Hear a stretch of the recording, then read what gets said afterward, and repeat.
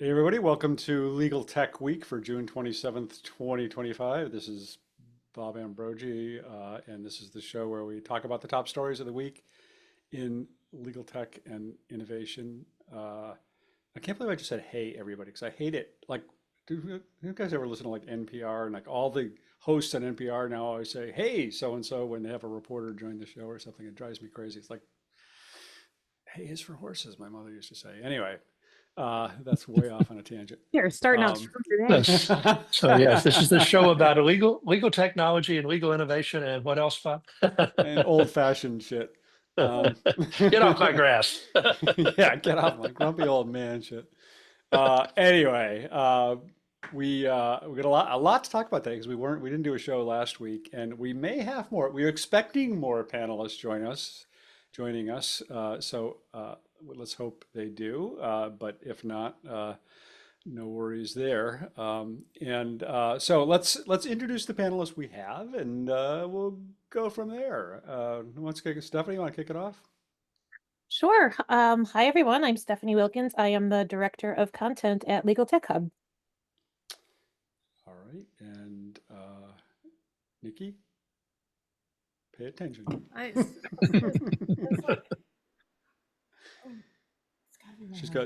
She has lawnmower issues or something. My name is Niki Black. I'm the Principal Legal Insight Strategist at Affinipay, parent company in my case, LawPay, DocketWise, and CasePure. I write legal tech columns for ABA Journal Above the Law and the Daily Record, and I'm a little distracted. I'm gonna have to figure out what that see my husband over there. We'll see. Sorry, Niki out. All right, and Steve, do we have your full attention today? Viewer. Viewer. Yeah, I'm here. Steve Embry. I write the blog Tech Law Crossroads and write from time to time for Above the Law. Yeah, and to Kristen, no, oh, there's Julie. Hey, Julie, just in time because we were just still doing just in time, introductions. I swear. You're always like right at the tail end of you stylishly late. I like it. Yes, that's me, stylishly late. It's a family tradition. Julie Shavali, your Canadian correspondent of legal tech, writing for was it the Canadian Bar Association and Canadian Lawyer and other places, coming in fashionably late. Good to see you all. Good to see you. And we were also expecting Victor, not Joe. Joe's not around this week, but maybe Victor will pop in. Haven't heard otherwise from him. So yeah, we didn't meet last week, and a lot happened last week, and a lot more happened this week. So there's a lot to talk about. But I kind of felt like last week the news was all about Harvey in a lot of ways, and we haven't had a chance to talk about that. First, there was the announcement of the strategic alliance between Harvey and LexisNexis, by which Harvey will get certain stuff from LexisNexis and be able to make it available to their customers, specifically Lexis primary law materials and access to Shepard's citations and some, I guess, some degree of access to the Lexis, virtual assistant product. And then it was also last week, right, that Harvey announced yet another $300 million raise, this time at a $5 billion valuation after having just raised $300 billion a couple months ago at a mere $3 billion valuation. So it was a big week for Harvey and lots of talk about Harvey. My friend Richard Tromans over at Artificial Lawyer wrote about the LexisNexis deal, calling it, quote, possibly the most important legal tech move in a decade. Zach Abramowitz wrote recently about Harvey that Harvey has basically already won. I think we talked about that on a previous show a little bit, but not quite sure what won means on that one. But what do we all think? Is Tromans onto something by saying this is possibly the most important legal tech move in a decade? I mean, it's a bit effusive, but I do think it's a big deal. I mean, I do think the arrangement is a very big deal. I'm I am slow to announce anything the biggest thing of anything ever, but I do think I think it's a big deal. I mean, we've all known for a while now that it's no secret that Harvey frankly, needed access to case law. It's like all the rumors, was it last summer about the VLEX acquisition that never, I don't, if it ever existed, never came to be. It was just important if they wanted to actually offer this research function or some of the functions they were offering, they needed to have access to a database of law. And as far as we knew, they really barely had one. And we know they were getting tax law or getting tax materials from their, PwC partnership and then Edgar, all that stuff. People just, that's anyone can get that. But yeah, I mean, I think it's huge. They needed to get it from somewhere. And it's not just, but it's also like from within the Harvey platform, you can access Lexis. So, I mean, I really do think it's a big, I mean, I don't Just primary US law though, right? It's not all of Lexis. It's just primary US case law. It's Shepherds and And yeah, Shepherds, yeah. I'll have to go back and look at what it is.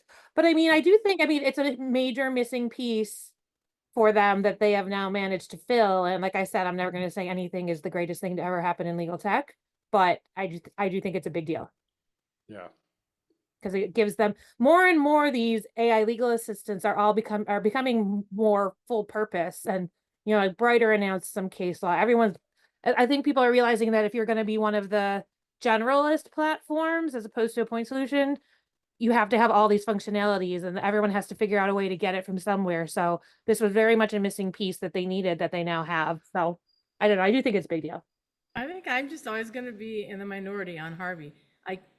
I am going by my gut, and in the past, my gut has always served me well. Whenever I feel like something doesn't quite pass the smell test with all these companies, I've been right. Like historically, I've been right, and there's just something about Harvey.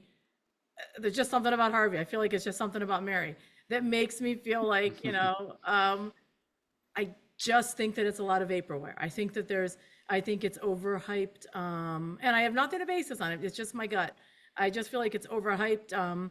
It is the venture capitalists buy into this just like they bought into the whole idea of like LegalZoom or LegalZoom-like things. Like consumers having access to, practicing their own law. And granted, those are not small things, but they didn't become the huge taking over the law, legal space thing that everyone thought they were going to be. And same with a bunch of other different times when we've seen headlines like this, but never gotten to see the product. And it all just kind of eventually sort of dissipates and it ends up being that it was a lot of hype with that now a lot behind it. I just feel like that's what's happening. And I think I'm going to be in the minority on it. And maybe I'm wrong this time. Yeah, I think it's a big deal for a particular segment of the market, mainly larger law firms, AmLaw 100, maybe AmLaw 200, who I think will be quite enamored by this. But Harvey's never really marketed itself to anything hardly but that market segment. So I'm kind of with Stephanie. I think it'll be a big deal for that market segment. It may not be a big deal for the rest of the marketplace. Sorry, Julie, I didn't mean to interrupt you. No, that's okay. I was just gonna say I was gonna go out on a limb and trust Niki's gut here, because I think she's right. Um, when he said that this was the biggest deal of the decade, that actually sparked in me, well, wait a minute, if this is not it, then which one is it? And then that just got me thinking to this whole fun way of like, we're in 2025. What are the biggest deals essentially in legal tech in the past 25 years? I'm not going to write this story, guys. I'm so due on others. So someone else wants to take that, please. But I like the product of Harvey AI. And I agree with you, Stephen. I do think that will be a game changer for large law firms. Is it going to be as transformative as people are saying it is? I don't think so. I think the thing that's going to be transformative is when I can take an intake from someone and it generates the documents. And I know there's people working on this, we don't have to get into all the technical details, but that workflow stuff, like some really big pieces that we have kind of seen as promising, that hasn't happened yet. Now, does that mean Harvey AI is not going to go that route at some point as a legal assistant? I don't know, but this company's overvalued. Can we all at least agree to that right now, that it's overvalued? Because we know the bubble that's happening right now with tech. But I'm cautiously hyped about this. I'm with Niki a little on this. I like Harvey AI. I like the product. And I know for some firms it has been transformative, but as an industry, I don't actually think it's done that. I Yeah, think I guess what I was thinking about when I said it's a big deal, I think it's a big deal in terms of Harvey's Harvey's ability to sort of win the race with big law. I mean, to some extent, Zach may be right about that. Race may be over now because the name recognition of Harvey and the name recognition of LexisNexis. I mean, that's pretty powerful with that group of companies or firms. So Why are you ignoring Thomson Reuters in that race? Because they've got co-counsel, they've got name recognition, they've got the case law and everything else. I Aren't guess they? it's sort of the way that Harvey has built it. I mean, they got Allen and Overy, and they did a lot of testing, and they got them signed up. Then they got PwC signed up, and then was it Cooley they got signed up, and now it's sort of like it seems to be a trend toward big law going that route. I mean, I don't know what Thomson Reuters does and who they've signed up, but uh, Harvey seems to have made a real concentrated effort at that market segment, maybe in ways that Thomson Reuters seems to be trying to broaden what they Can I ask offer. a I don't question? know. Can I ask you a question since you practiced in that space before? So, and it's in particular around research and Lexis. We all know that Thomson Reuters has cornered the market on big law when it comes to research, and Lexis shoots for mid-market. And then the other thing, so that's point one, and then point two, and this is the question I have for you. And this is what keeps popping up too when everybody's talking about all the money's not in litigation in large firms, it's in the transactional work and the M&As and all that. And that keeps popping up in the political sphere in terms of the litigators all leaving because they're mad that they made these deals with Trump, that the firms did. So, and they're saying the litigators just the transactional and M&A, they have the money. They bring in all the money. So if that's who brings in all the money and litigation is the one who typically uses research, so big law, Lexis, research. Like I know everybody uses research, but litigation uses it the most.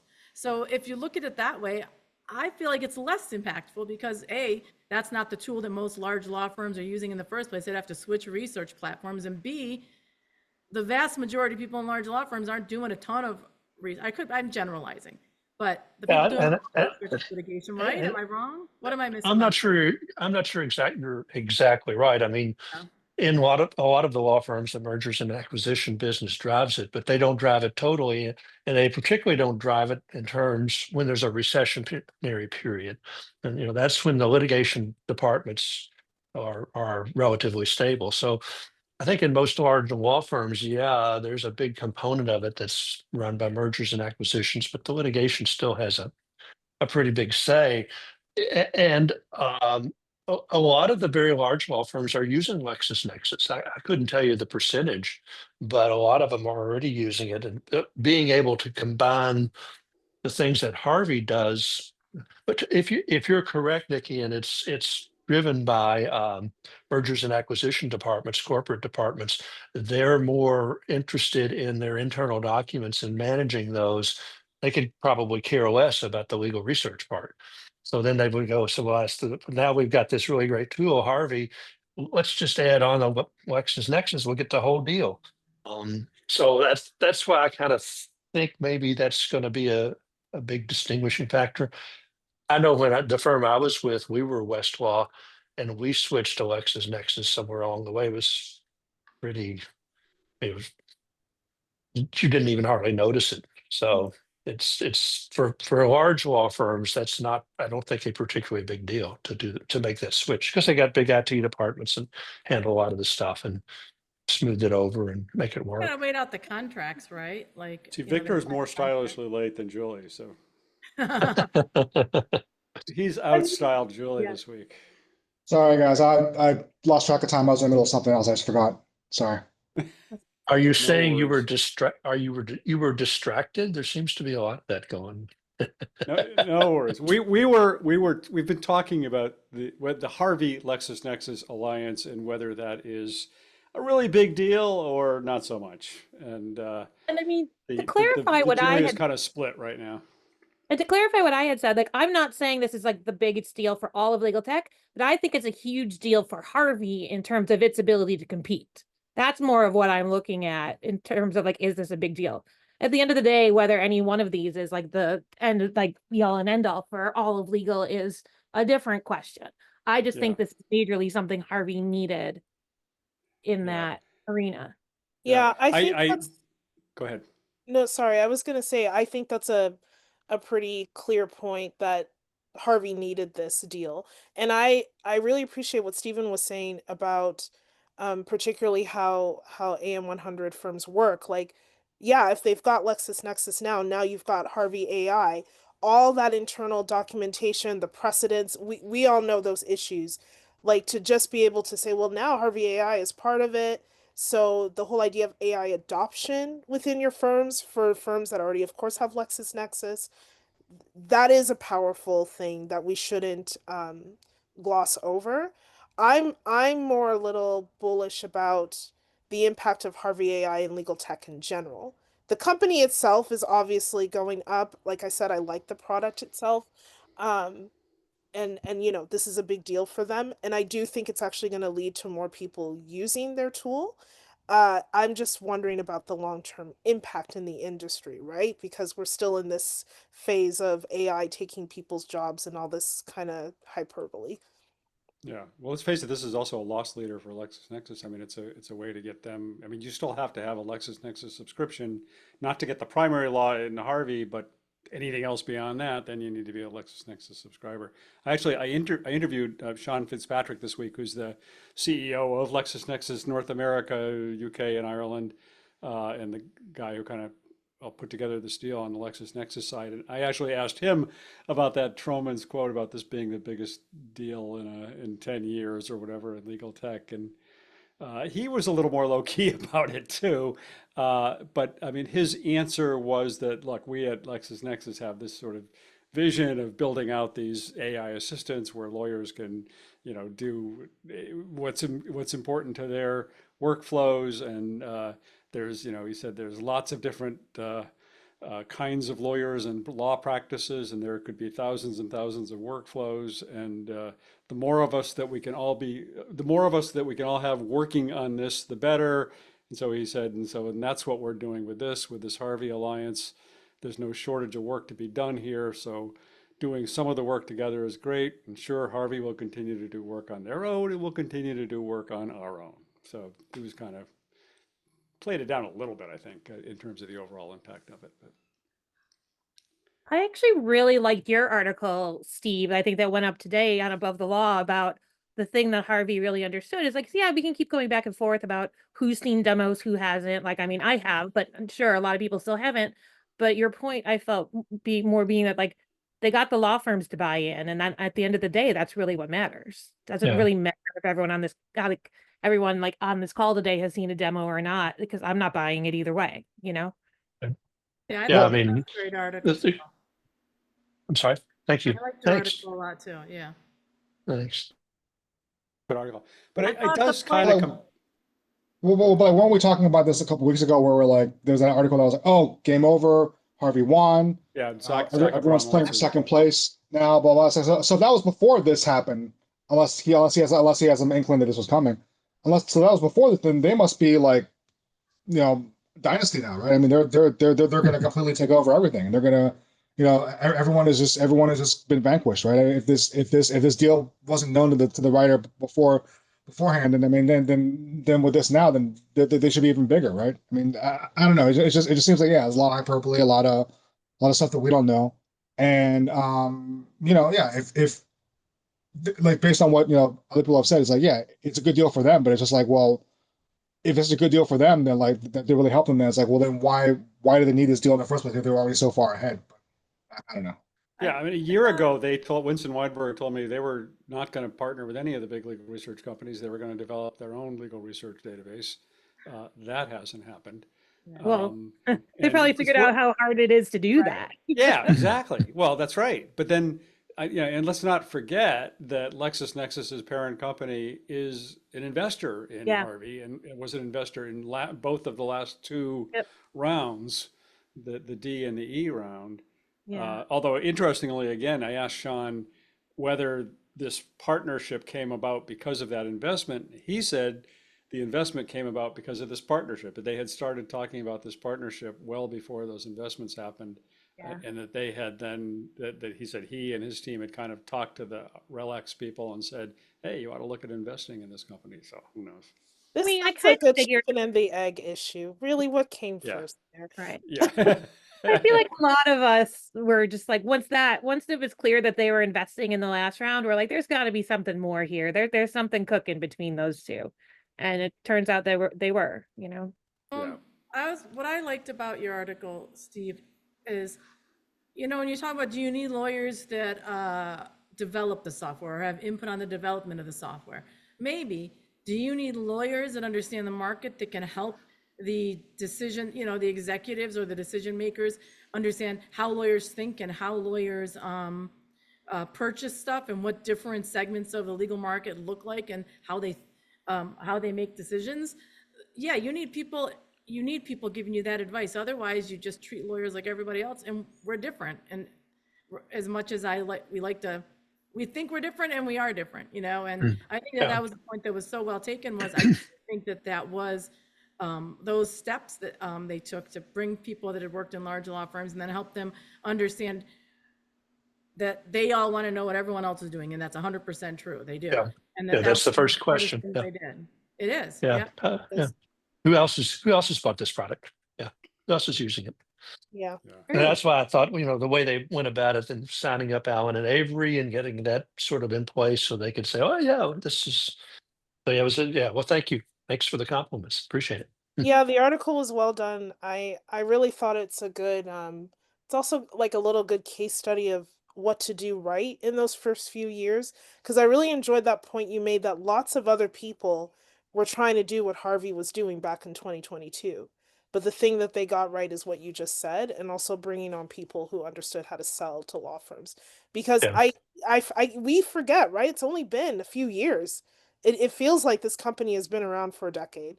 But I really think your article kind of summarizes basically all the things you need to get right to get to a point like this really fast. Yeah. Yeah. Well, thanks. Appreciate all the compliments. I was talking to some legal innovation guys this week who refer to co-counsel as COCO, which I kind of like. But God. was COCO on that track until it got acquired? I mean, was it on? I mean, it was ahead of it came out ahead of Harvey. It had that original OpenAI relationship. You know, what would have happened had it not been acquired by LexisNexis? I mean, by Thomson Reuters. The thing I think, the point I was trying to make in the article was, you know, Harvey identified their market as big law. That's where they wanted to go. And I don't know if Pablo and Jake were thinking we're going to identify our market as big law and that's it and stick to that, or whether they were trying to create a product that would be, you know, more usable and more friendly across the board for law firms of any size. And there's a difference in those two market segments, a big difference. So I can't answer your question what they were trying to do, but Well, I I think do they know pretty that clearly there's targeted big law with that when co-counsel first came out. I mean, they had targeted different sectors with other products they had, but I think when they first came out with co-counsel, they saw where the money was and were chasing after that. The one thing about Casetext, and I love Casetext, I love all their products. I think they have done a fantastic job. I think they did a great job getting acquired. I would never call them great marketers. They were not the best marketers. They were way more into the tech. And you cannot ignore your marketing. Marketing is so important, and marketing right to this segment, to this profession. If you don't do it right, it can really not go well for you. And they still are, like, they're wonderful, they're incredibly smart, they've developed fantastic products, but they never really invested a ton in marketing, and I never thought that marketing was something that they quite understood how it would work right. And since we're saying that how it can make a big difference, and we're saying that, like, that's really what Harvey got right from the get-go, was the way to actually market. to this particular segment of the market. And I'm not sure that they would have been particularly successful at that. You know, I just don't think that's ever really where they shined. And I could be wrong. And again, I love them. I don't mean to be dissing them at all. No, but they to say they didn't. I don't necessarily disagree with you, but their marketing. I mean, weren't they? They were on MSNBC. I think they got like all this like mainstream attention, and they were really the only ones. Like, well, the first ones, really, I guess they were the first ones. To do, maybe that was the secret. Like, they were the first ones off the mark. You know, they got attention. Was that? Curse of the first. From the beginning of case text. Yeah, but no, I was talking about just co-counsel because they got tons of like they announced it on marketing Morning stuff. Joe. They announced They it on, did. on They did. They Morning were Joe, on yeah. mainstream media, but I think this goes back to your point, Nikki, of how lawyers are special, and they are special, like in terms of marketing products. Like that's super. Like I remember that time when they were on Morning Joe, because that was the same time I think people were talking about ChatGPT passing the bar exam and all of that rigmarole, and how that went into Yeah. that also popped into mainstream. Like there was this sweet spot for a few months where everyone was talking about tech and legal tech at the same time. And I think for co-counsel, maybe they thought that was going to translate into something bigger in the legal world, but we all know how it works. And Right. it doesn't really work that way, right? Like, Yeah. you're not selling to a general market. It's not legal Zoom. You're selling to, it goes back to Steve's article, right? Right. You're selling to a very specific market. And so I don't think it's that they weren't savvy in marketing. I just think it was the type of marketing that they were doing and who was their target audience. I don't know. I'm just thinking of the conversations I've had with Pablo over the years. Who was their target market? It was not to me, it was not as clearly defined as Harvey AI. I agree with you, Bob. Obviously, they were going after the AM 100 firms, but the way they rolled out, it was like they were trying to be like even bigger than that. But again, that Well, they doesn't. had, I mean, that they had a complicated history because, yeah, I mean, they started out as something completely different than what they ended up as, and over the years, I mean, I think, initially they really started out as this platform that would sort of like Describe now, democratize access to law and be available for lower, people who can't afford expensive research services, be an alternative to Lexis and Westlaw and all that. And then at some point, as they started to raise more money, they started going after the larger firm market, I think, because that's where they were being pushed to do. But I know that at some point, they then kind of they were very explicit about pivoting at some point and then going after the smaller firm market very aggressively. And then they pivoted again. I mean, they were, part of their problem was they were ahead of their time, and Yeah. nowhere in the market was anybody quite ready for them. I think what's the problem. Well, to Steve's point, I don't think I made my point very elegantly. To Steve's point in his article, traditional methods of marketing software don't always work in legal. And the way that they did it was, Harvey did it was not traditional. And the way case text sort of always did it was sort of traditional. Do you know what I mean? Like, and trying to make a splash and get on all the shows is one, like on the morning show and stuff is one thing, but to bring people on that can tell you how to speak the language of the particular segment you're targeting and how to reach out to them and make those deals that are going to matter quickly on the back end so that you can then tell them, oh yeah, these other people are already signed up. You're behind them already. And so it's like a sales and marketing thing. And I think it was incredibly effective and important for Harvey. And Case Text was taking the opposite approach with co-counsel, like a totally opposite approach. Yeah. Agree.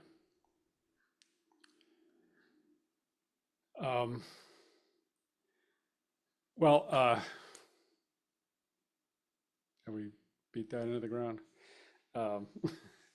So I guess I don't know if we have decided the question of whether this is going to be earth-shattering or not. It sounds like we all agree it's not gonna forever change the face of legal tech, but it's going to have a big impact for its market and maybe not so much for other markets.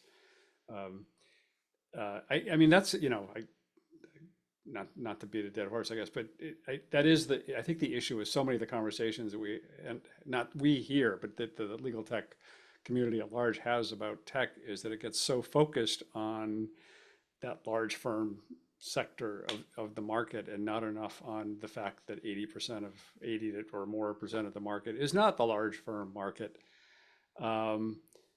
which I just realized could be a good transition to Steve's the Steve's pick, and something Stephanie was also involved in this week, which is talking about another segment of the market. So maybe we should go there. Yeah, sure. So I guess I should cede my time to Stephanie since it was her deal. But No, I She's got was other stuff to talk about. So I was way too deep in it. You saw it from the outside. Go ahead. yeah, it was what we're talking about is the Legal Tech Hub put on a seminar was it last week or week before? Yeah, Anyway, last week in Chicago, and we did it again this week in New York. It's a series of yeah. them. And it was specifically designed at the mid-sized market, which I think you guys defined as somewhere between 50 and 150 to 200 I think that's rough. lawyers, or yeah. And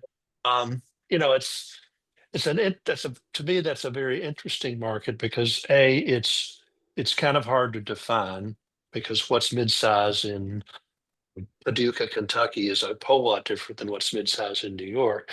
But I've always thought of that market as firms that probably have a smattering of business clients, maybe a lot of local kind of business clients. They act mainly in their geographic footprint, um, by and large. Right. Thanks, Bob. I'm on Morning Joe right now. I was like, why is Mika? I was like, why is Mika here? Like, is she? Yeah, I mean, I thought my audience had increased there for a second. Look at with a tie on. Pablo with a tie. Yeah. That's very odd. Yeah, I've got Pablo and a tie. So anyway, that it's a market that I think faces a lot of challenges. They don't typically have the big resources, the IT kind of resources, the marketing resources that the big firms do. And the other interesting thing to me about those firms is they're difficult to manage, particularly from a tech standpoint, because they've got to sell any big investment, any purchases through a much smaller consensus of partners. So, if you buy a huge piece of technology in a mid-sized firm, you've got a whole lot harder time to convince all your partners because they're going to take a bigger chunk of their income than they would in a 1,700 firm. So,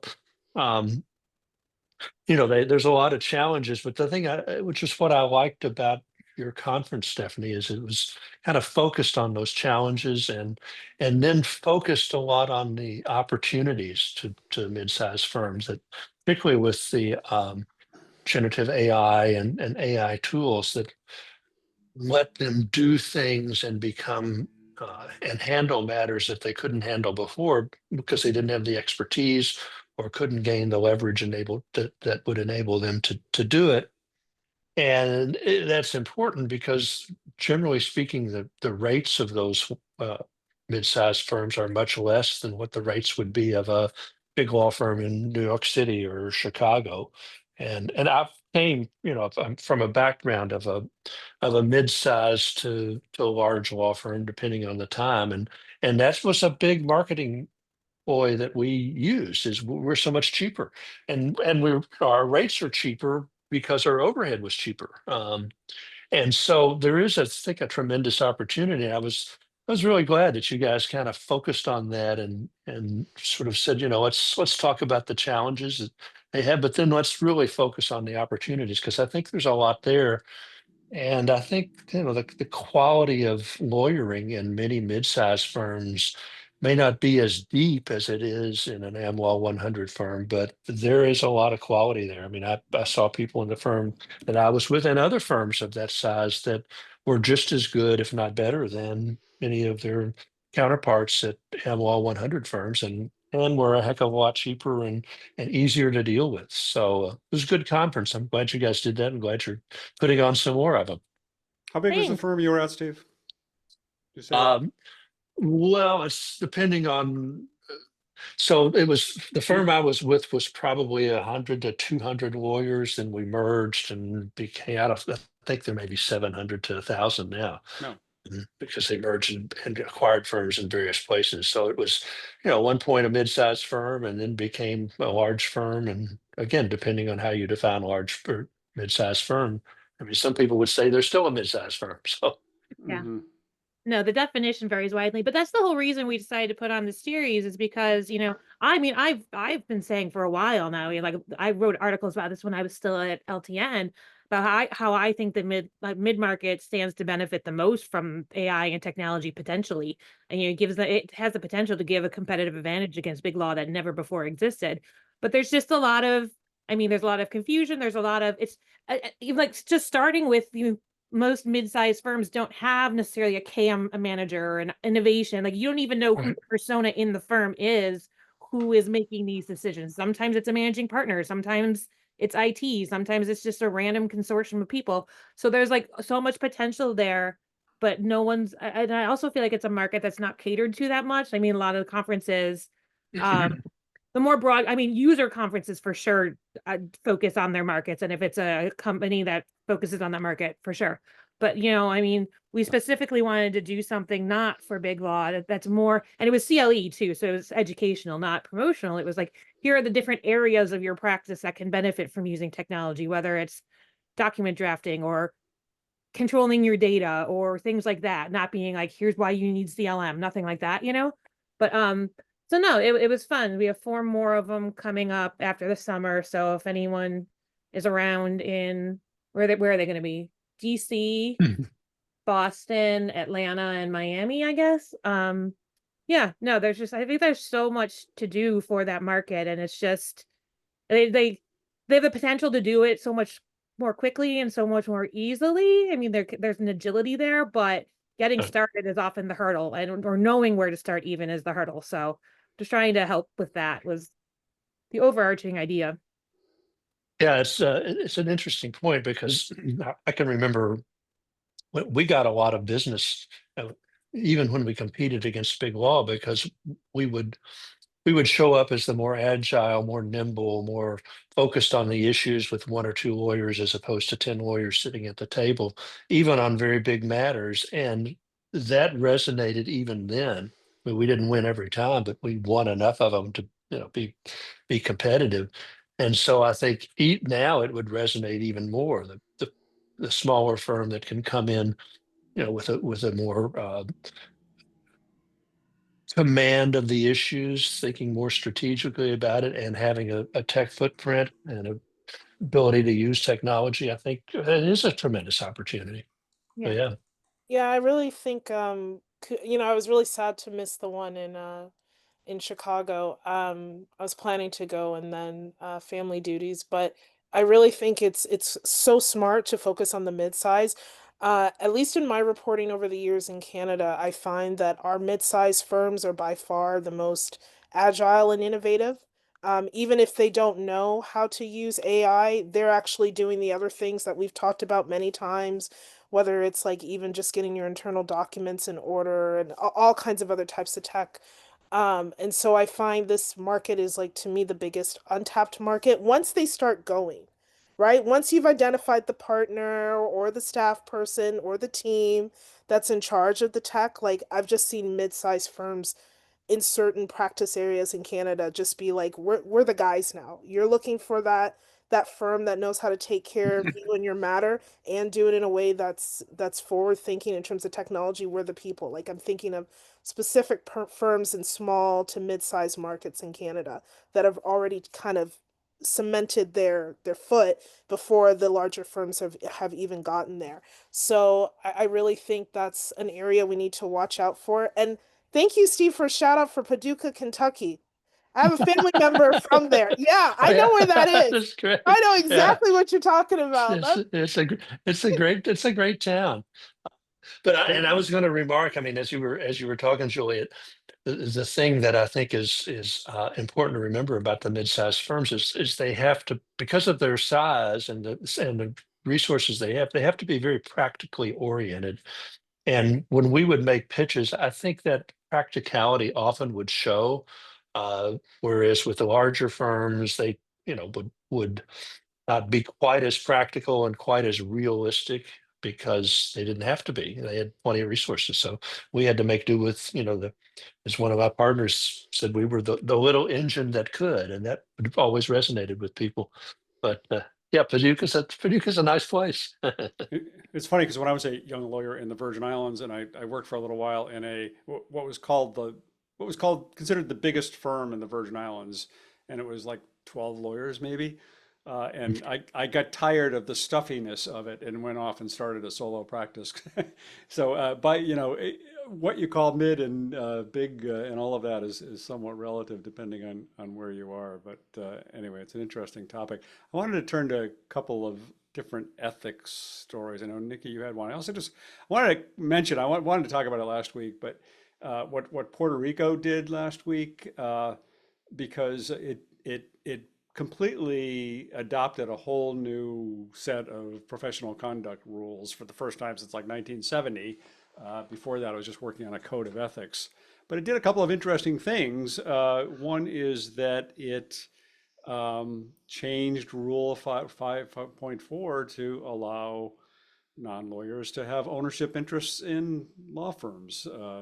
And non-lawyers is the phrase they use. I know we debate that a lot, but that's the phrase they use. And I mean, that makes it really just the fourth jurisdiction. I mean, Arizona has done away with 5.4.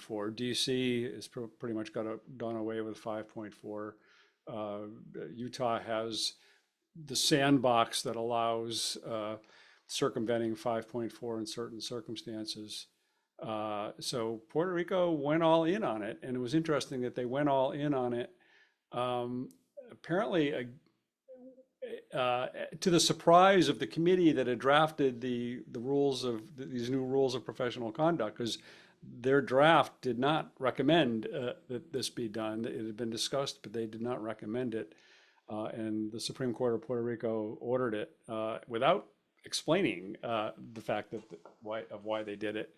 There was a long dissent that kind of took issue with it, but the majority did not explain it. So that was interesting. And then the other part is they adopted a duty of technology competence, which, as you all know, I track that on my website. But again, what was interesting about it is pretty much everywhere else that it's been adopted, everybody's following the model rule, ABA model rule, which is really just this phrase in a comment to the overall rule on competence, which doesn't really say a lot. I mean, we read a lot into it over the years, but it doesn't really say a lot. Puerto Rico created a whole kind of freestanding section of their rules of professional conduct that goes into a little more depth and detail about what technology competence actually means. And I think by making it a standalone rule, not just a comment, it probably gives it further weight and further emphasis than might otherwise be the fact. So, so good for Puerto Rico.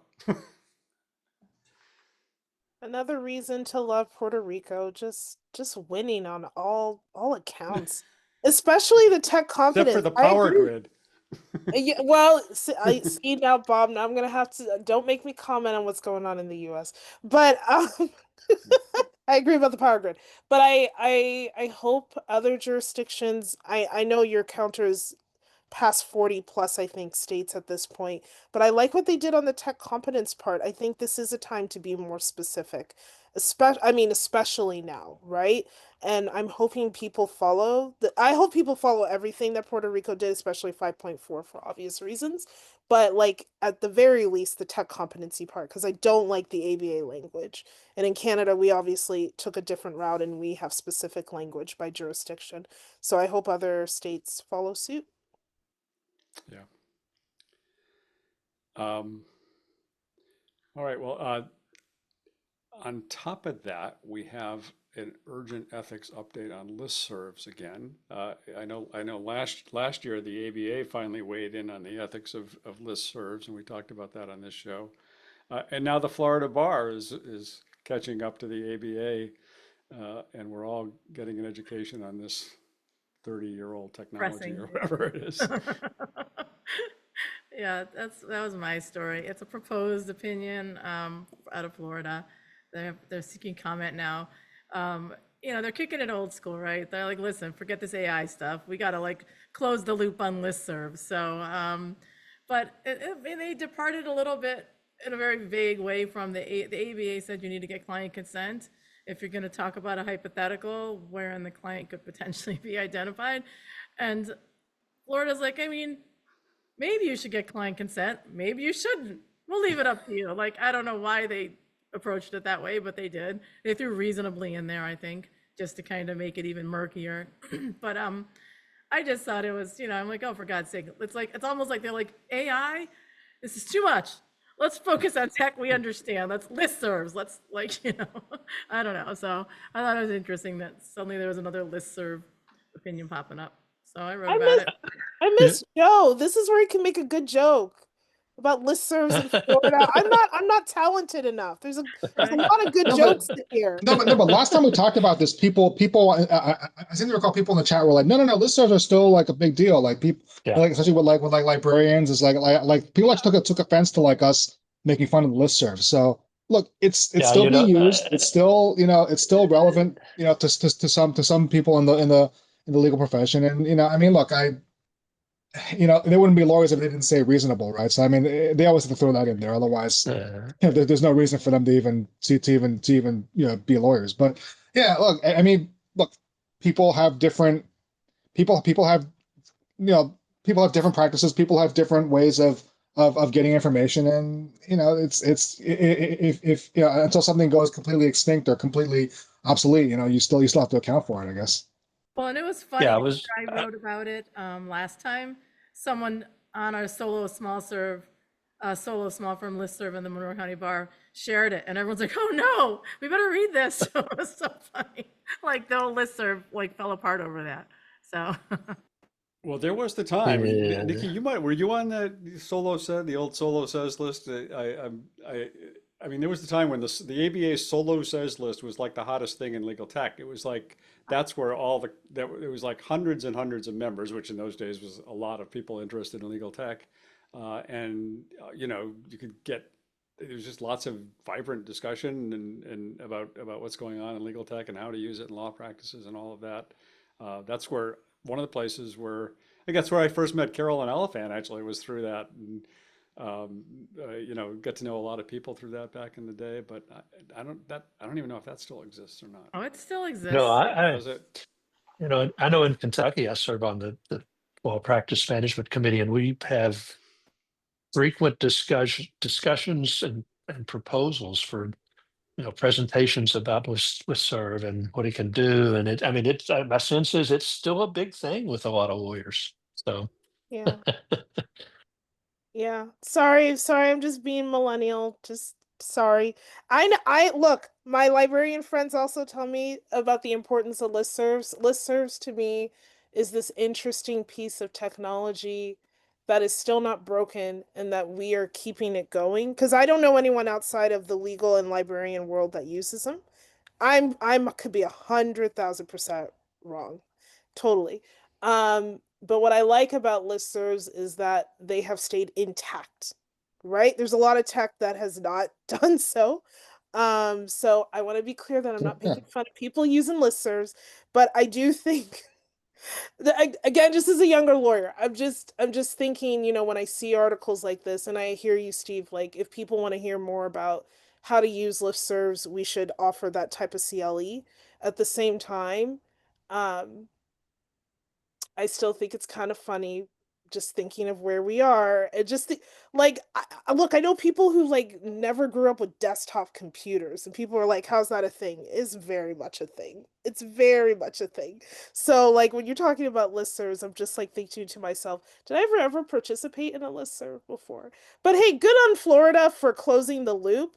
After that, they can move on to, they already closed the loop on email, right? This is not me joking. This is a genuine question. It's Florida. It's Florida. They have a lot of things they have to worry about. I mean, and look, hey, we all talk about tech, right? We all talk about we all argue about about being technologically savvy and whatnot. I still listen to music on this thing, so I can't bring myself to get rid of it. I've replaced the battery 3 times on this thing. So, hey, some of us still like the classics. Wait, it still works, Oh, and- Victor? That is so cool. I've replaced the battery 3 times, but yeah, it still works. I mean, it works. Obviously, Florida is going to have to replicate all the model rules that the ABA came out because they've kind of seceded from any ABA activity. So they probably aren't allowed to even look at the model rules of the ABA anymore. That would, Oh. Yeah, Yeah, well, they have been Joshua talking about kind of no longer using the ABA was it the law school stuff? Yeah. Yeah. Well, hasn't the Supreme Court come out with an order that strongly suggested that Florida lawyers not participate in any ABA? I thought I read that activities. No, I think you're right. Yeah. A couple of people mentioned in the chat about Reddit. I mean, Reddit's legal tech discussions are pretty active these days, or just legal channels in general. But they've got a couple of good legal tech channels on Reddit that are interesting to be in. Maybe this makes me old school, but what kind of drives me crazy about some of those channels on Reddit is not knowing who it is who's posting, and sometimes I really want to know. And sometimes it feels like I should know, but I don't know. And then other times you can almost tell exactly from what they're posting who it is, but it's kind of weird. Hey, Bob, I did not write that thing on Reddit. It wasn't me that did. I know it sounded like it was not me. Let me say again, it was at least you didn't say me. 4chan. If you said 4chan, I'd be like, okay, Bob, you might have some other issues that we don't know about here. But Yeah. Reddit's got, look, there's certain things you can only find on Reddit. There's some really good I hear you, Bob, I really do, but there's some really good stuff on Reddit. Oh, there is. Coming over on my bots now. And even in the legal tech world, good gossip. You see people complaining about their companies they work for and that sort of thing. So a lot of good stuff there. And I don't actually, I mean, listservs are not just for legal professionals and law librarians and stuff. I know that my wife is very much involved in like the co-op world, like worker-owned co-ops and this kind of stuff. And they're very active listserv groups there, not of lawyers, but people involved in kind of starting and running and organizing co-ops all over the country. And that's kind of their main way of staying in touch with each other as a listserv. So, but maybe co-ops are old school. I don't know. All right. Not in Brooklyn. Not in Brooklyn. Okay, good. So we were talking before about whether Harvey has kind of won, and I think we all agree maybe it hasn't quite won. But I'm curious, Stephanie, because you guys have come out with a new map, and is like Harvey this giant circle in the middle of it all, and everything else is a little orb around it or something? Or No, it's interesting because this is just a tangent, but like companies take two different approaches to their technology. Like one will be like Harvey, it kind of has features but calls everything Harvey, whereas other companies will have like 10 different products under their name. So it makes it harder to suss out who's doing what and in what categories. But here, yeah, we did the update. We did this before. We did it in February and then updated it for Legal Week. We said we'd update it quarterly, which is just tracking every product that we're aware of that in legal tech that incorporates generative AI. And at this point, we are up to 638 products by over 500 different vendors in 19 categories. It's like crazy explosion. Yeah. I don't even I've just been so deep in this. I don't even I've lost words about it, but it's a little bit out of control. yeah, I mean, it's almost surprising that it's only 650 in a sense. It's like, it's like, it seems like you don't hear about a product out there these days that doesn't incorporate generative AI in some ways. So, well, that's how we felt in the beginning too. So in February we had 400, in March we had 505, and now we're up to 638. But so even then we were like only 400, which sounds crazy, but yeah. Yeah, It's interesting.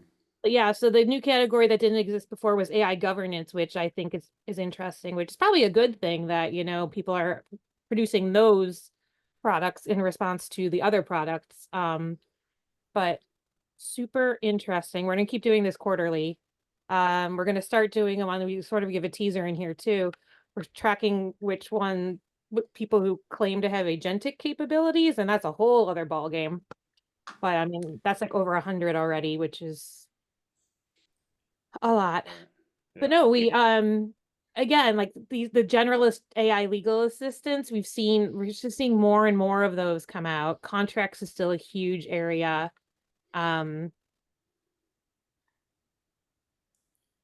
Law firm operations, just general stuff, but it's just like Yeah. it's like in the first, there was like a huge early boom of IP management and stuff like that, and those seem to be like fewer and fewer are coming out with new ones. So it's Yeah. interesting to see how the different categories shift in terms of which ones are growing or not. But yeah, just more of these generalist AI legal assistants, which goes back to why I think eventually if there's going to be a big like a big battle amongst these, like I'm not proclaiming the winner, but the more capabilities each one can have is going to matter, you know, hence our earlier Harvey discussion. But yeah, it's All right. a lot. We're just about out of time here. I can't believe this hour went by too fast and we haven't gotten to everything. And I'm not even sure what Julie wanted to get to yet because I never got your pick of story this week. I don't think. No, I just wanted to chill with you guys. Oh, okay, good. Yeah, but so, you know, next time you guys will show up on time and we'll get to your stories. That's the lesson here, you know. Or we're gonna make you Yeah. guys work next Friday, July 4th, and we're all gonna take the day off, and you can. Well, Julie should be Bob here. and Julie Bob. should do the show solo, right? Julie and Caroline should do the show solo, and then we all have the day off. I'm I think taking this the is holiday That's off true. Yeah. no, I'm taking July Monday, 4th right? off in solidarity for Oh. all the people who just in general solidarity of having a day off. I don't know. I can't finish the sentence. But Yeah. Monday, Well, our we Canadian all employees get, have Monday off. Is it as, Monday? as everybody no, it's knows, we all Tuesday. get too many days Tuesday. off. There's Okay. too many holidays. There's Yeah. too many holidays. We all get too many days off. Get your asses No. back to work. Come on. Spoken like someone retired. No. I'm taking off all of next week in honor of Canada Day and 4th of July. We've been Yes, talking there about we go. law too much, and Steve's like falling back to his roots here. No, that's true. I'm taking all next week off because I need all of next week to celebrate the beauty of Canada, and then I'll think warm thoughts about Kentucky when I get to next Friday. That's what I'll do. Yeah. Well, Well, Trump's doing his part. He's getting rid of Pride Day and Juneteenth, and you know, just get rid of a few holidays there. No comment on that. that note. Nobody's gonna touch that. All right. All right. Well, I hope everybody actually has a good 4th of July, even though I'm not sure our nation is independent anymore, but we can at least have a good cookout or something and have a good long weekend. And so we'll be back in 2 weeks, and I'm sure there will be lots to talk about then. Thanks for being with us today. So long, everybody. Bye, everybody. Bye.